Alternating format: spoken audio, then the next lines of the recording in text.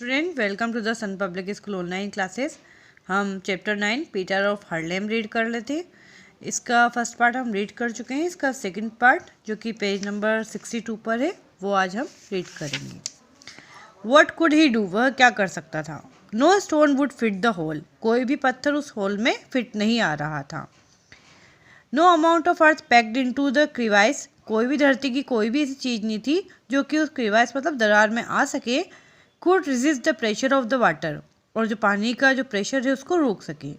Peter was desperate, Peter जो था बहुत निराश हुआ। Forgotten now were his bunch of flowers, वह अपने हाथ में जो फूलों का गुच्छा था उसको भूल गया। विच फेल, जो कि गिर गए थे। अननोटिस्ड फ्रॉम हिज हैंड, उसके हाथ से वो फूलों का गुच्छा गिर चुका था।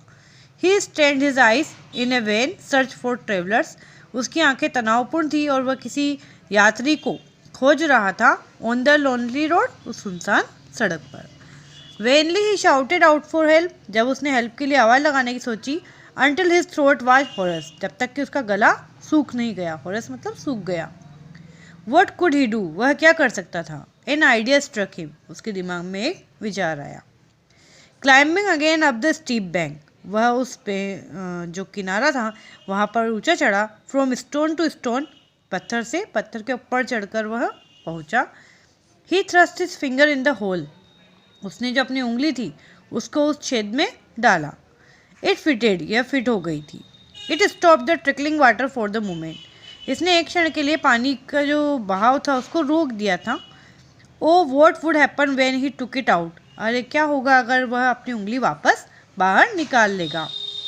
ओ it was as clear as daylight, यह बिल्कुल जैसे दिन की रोशनी स्पष्ट दिखाई देती है वैसे ही उसको ये बात स्पष्ट हो गई थी। व्हाट टू डू, कि उसे क्या करना है। He would not take it out until someone should come to relieve him, वह इस उंगली को वापस तब तक बाहर नहीं निकाल सकता जब तक कि कोई उसकी हेल्प करने नहीं आ जाए। Forgetful of what this idea might bring to him, यह भूला हुआ विचार उसके दिमाग में आ गया। If carried out he chuckled with boyish delight in this real adventure, और वह हंसने लगा कि यह एक वाकई में एक साहसिक कारनामा है जिससे वह बहुत प्रसन्न हुआ। Ha ha he said to himself, the water can't come down now, वह बहुत प्रसन्न हुआ कि अब पानी नहीं आ रहा है।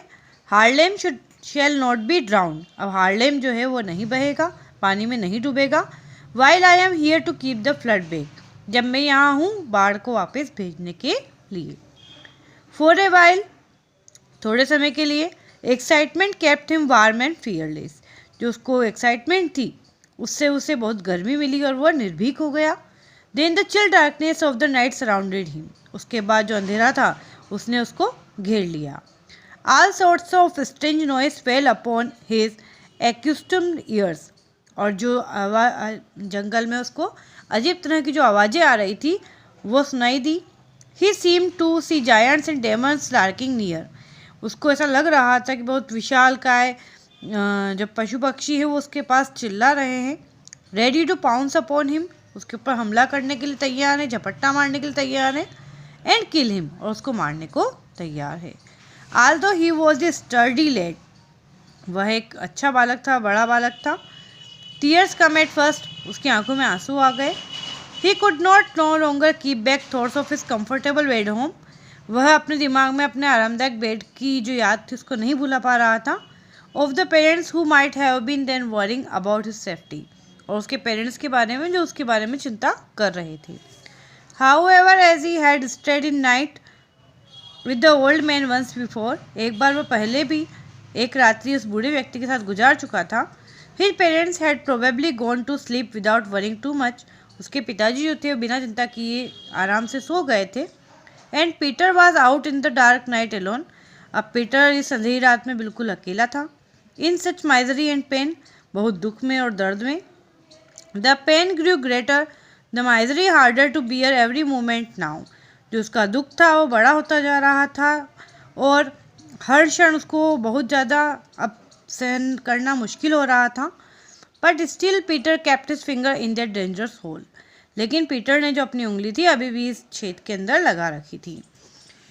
ही ट्राइड टू विसल, उसने विसल बनाने की कोशिश की। Hoping to attract the attention of a passing traveller, ताकि कोई यात्री उधर से निकल रहा हो तो उसका ध्यान खींच सके।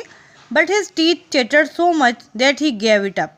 लेकिन उसके दांत इतने ज़्यादा कटकटाने लगे ठंड के मारे कि उसने इसको छोड़ दिया, सीटी बजाना छोड़ दिया। Suddenly he remember what he had been taught at his mother's knee. तो अभी उसको याद आया कि उसकी मम्मी ने उसको क्या सिखाया है। And prayed to the great God who could control the surging sea. और उसने ईश्वर को याद किया जो कि सर्जिंग मतलब बढ़ते हुए समुद्र को कंट्रोल कर सके। And protect a boy who was doing his best. और एक बालक की रक्षा कर सके जो कि बहुत अच्छा कार्य कर रहा है। If he ever prayed with his whole heart, यदि वह पूरे हृदय से पूरे मन से प्रेयर करता है। He prayed so that night in the darkness, तो उसने पूरे अंधेरे के अंदर भगवान से प्रार्थना की। When his prayer was said, जब उसने अपनी प्रार्थना कर ली, he somehow felt braver stronger and older than before. तो उसको अपने आप को बहादुर, थोड़ा मजबूत और अपने आप को उसको बड़ा अनुभव होने लगा। And in his heart he said, और उसने अपने मन में कहा, I will not take it out till someone comes. जब तक कोई नहीं आता है तब तक मैं इस छेद में से उंगली नहीं निकालूंगा। I will stay till morning, मैं अगली सुबह तक यहीं पर रहूँगा। आगे का पार्ट हम नेक्स्ट वीडियो में रीड करेंगे। Thank you.